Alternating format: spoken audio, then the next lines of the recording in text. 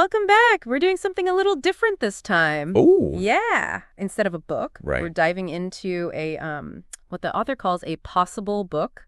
Interesting. Yeah, it's this collection of articles by Oliver Ding, all from like 2020 to 2024. Okay. And they all kind of dance around these ideas of activity, affordance, and attachance. I like that. Yeah. A possible book. It's like he's giving us the ingredients. Yeah, But we get to come up with a recipe ourselves. exactly. It's a toolbox, not like a finished product. Mhm.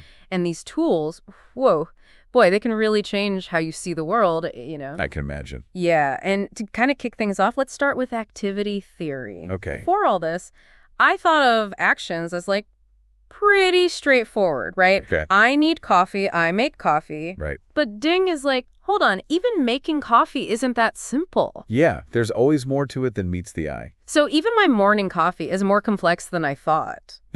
Way more, probably. It's not just cause and effect. Okay. Every action is embedded in this whole system of tools, social contexts, motivations. So like, how does that play out with my coffee? Well, think about it. The tools you use, the coffee maker, your grinder, Right. maybe even your favorite mug, Oh, yeah. all influence how you go about it. Then you've got the social context, right? Oh, okay. Are you savoring a quiet moment alone?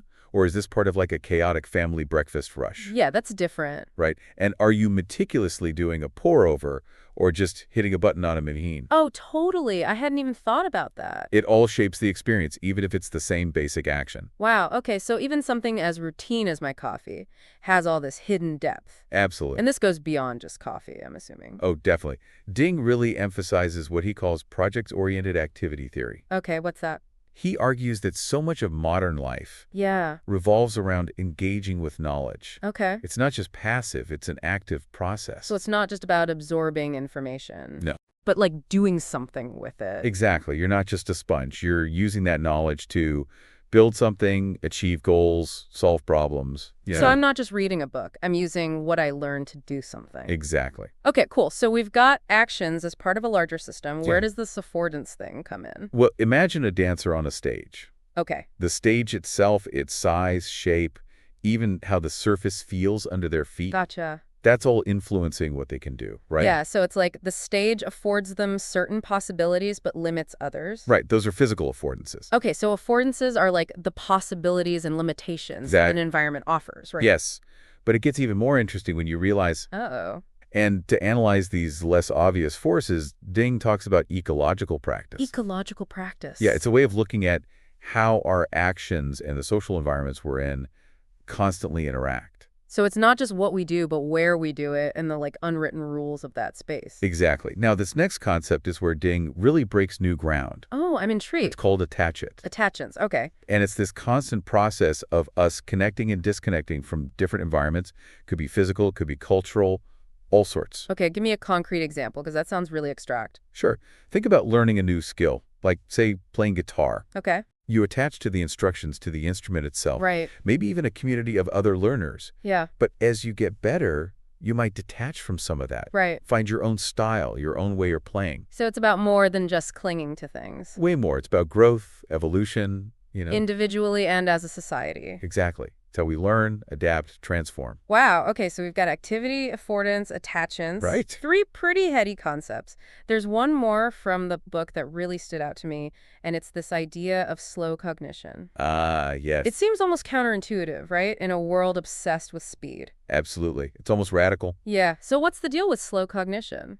Ding isn't saying we should become slow or sluggish or anything like that. Okay. It's more about recognizing that true understanding takes time and reflection. I see, like savoring a good meal instead of surfing it down. Exactly. But how do you actually do slow cognition? I mean, in this world of information overload. It's tough. Yeah, constantly bombarded with emails, deadlines, Yeah. social media. It's a challenge for sure. It's like there's barely time to breathe, let alone think deeply. One thing Ding suggests is being really selective with your attention. Okay. You don't have to engage with everything that comes your way, Choose what really matters. So it's about like directing my attention like a spotlight, Yes, highlighting what I want to focus on. exactly. And when you do choose something, Yeah, resist the urge to skim, resist the urge to multitask. right. Really immerse yourself in it. Don't be afraid to reread. Mm, Take your time. Let those aha moments happen naturally. yeah, that's something I definitely need to work I on. think a lot of us do. I tend to speed through my reading list, Yeah, but maybe I'm sacrificing depth for speed. it's easy to fall into that trap.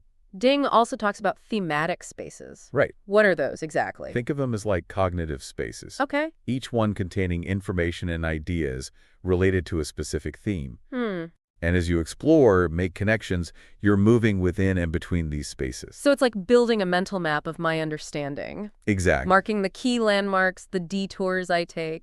Perfect. And learning isn't a straight line, right? It's No. about exploring, connecting, sometimes even getting delightfully lost in those thematic spaces. All this is really changing how I think about learning and information. That's great. But I can imagine some people listening and thinking, okay, this is all very theoretical. Yeah. But what does it actually mean for me? That's a great question. And that's what we're going to explore next time. Oh, cool. We'll dive into how all this applies to our lives, how it can help us make better choices, All right. navigate challenges, even create a life that reflects our values. I'm looking forward to it. Me too. It's where things get really interesting. We'll be back in just a moment to continue our exploration, so stay tuned. See you soon. Welcome back to our deep dive into activity, affordance, and attachance. I'm excited to get into the practical applications of all this. Yeah, me too. We've done the theoretical groundwork. Now Yeah. it's time to like start building something. Exactly. We've got the foundation. Yeah. Now let's see how these ideas can actually make a difference. I think a lot of listeners are probably like, okay, Yeah. this is cool and all, but how do I use this? It's a natural question. Yeah. Maybe we can start with that stage analogy again. Sure. I gotta admit, it still feels a bit abstract to me. I get that. Let's make it concrete. Imagine you're thinking about a big career change. Okay. That whole decision-making process, that's your stage. Okay. The things you have to weigh your skills, the job market, your Yeah. finances, Right. that's all part of the landscape of that stage. So the stage isn't a real place. It's like a metaphorical space where this decision is playing out. Precisely. Financial instability, the pressure of building a client base, maybe even pushback from family who don't quite understand. Oh, yeah, that could be tough. Exactly. They create this tension that influences your choices.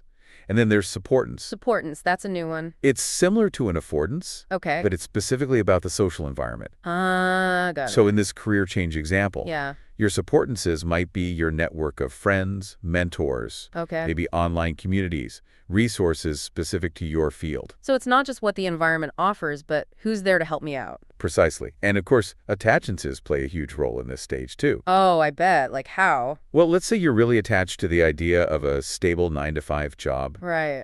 even though it's making you miserable, Yeah, been there. right? That attachance, that belief that stability equals happiness, might stop you from even considering entrepreneurship. It's like I'm bringing baggage onto the stage. Exactly. Weighing me down, Yes. stopping me from moving freely. Or maybe you're attached to the validation of a fancy job title, Oh, I know people like that. right? That might hold you back from something more fulfilling, Even if it means a less impressive title. or maybe a pay cut even. Interesting.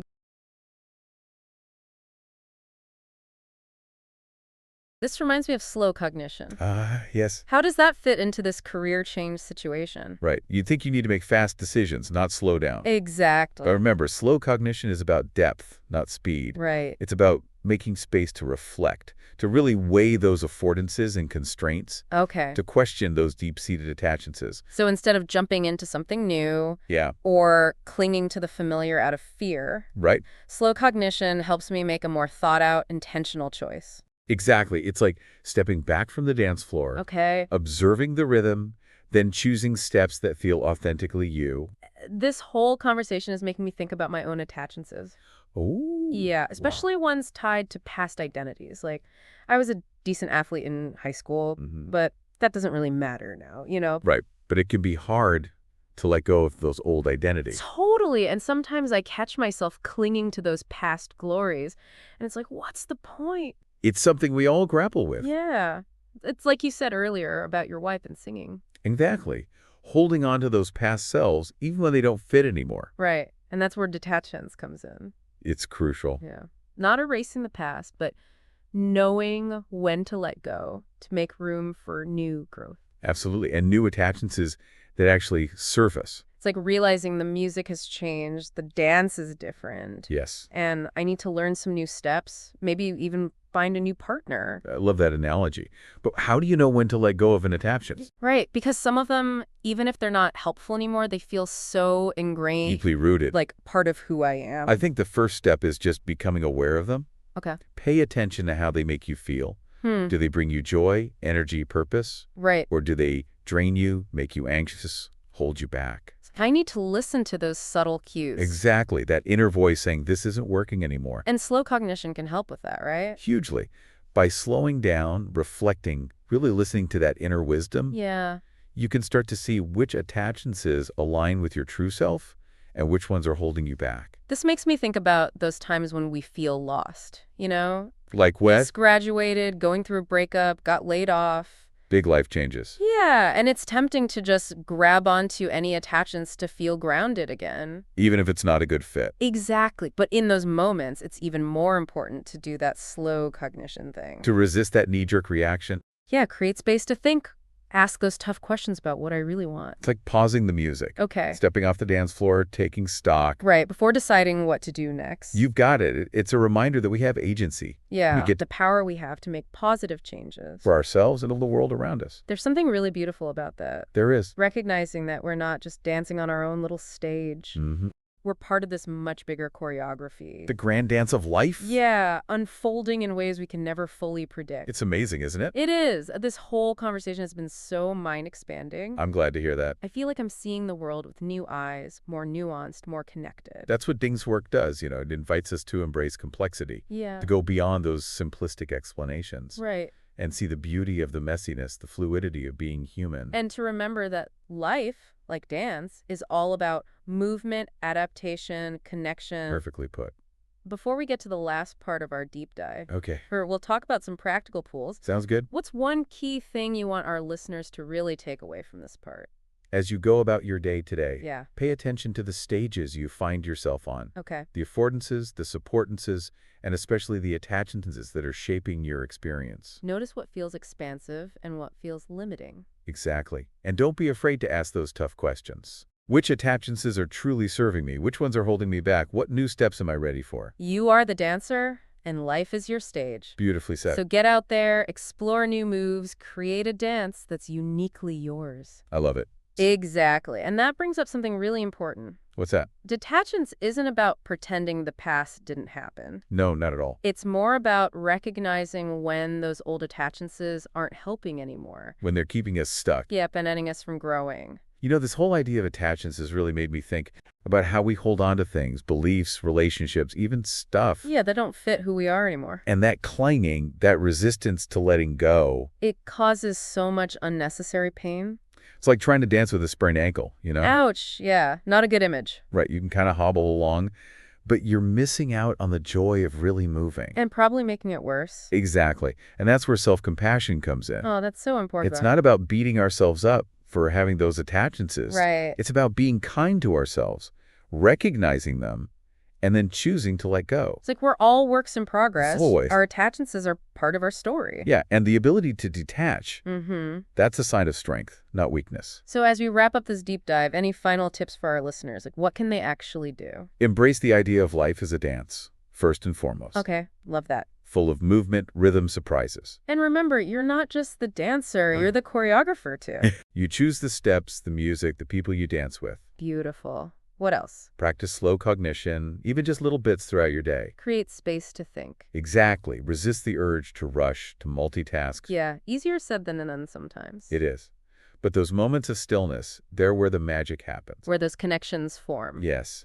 And finally, pay attention to your attachances. Notice how they're shaping my experiences. Exactly. Explore where they came from. Are they helping you or holding you back? And remember, letting go of something that's not serving you. It could be so freeing. It makes space for new things to come in. New growth, new connections, new possibilities. This has been such an incredible conversation. Thank you so much. It's been my pleasure. I always love talking about this stuff. And to our listeners, we hope this deep dive has inspired you to approach life with, I don't know, more intention, more awareness. More joy. Yes. Remember, the stage is yours. Go out there, explore new movements. Create a dance that's uniquely you.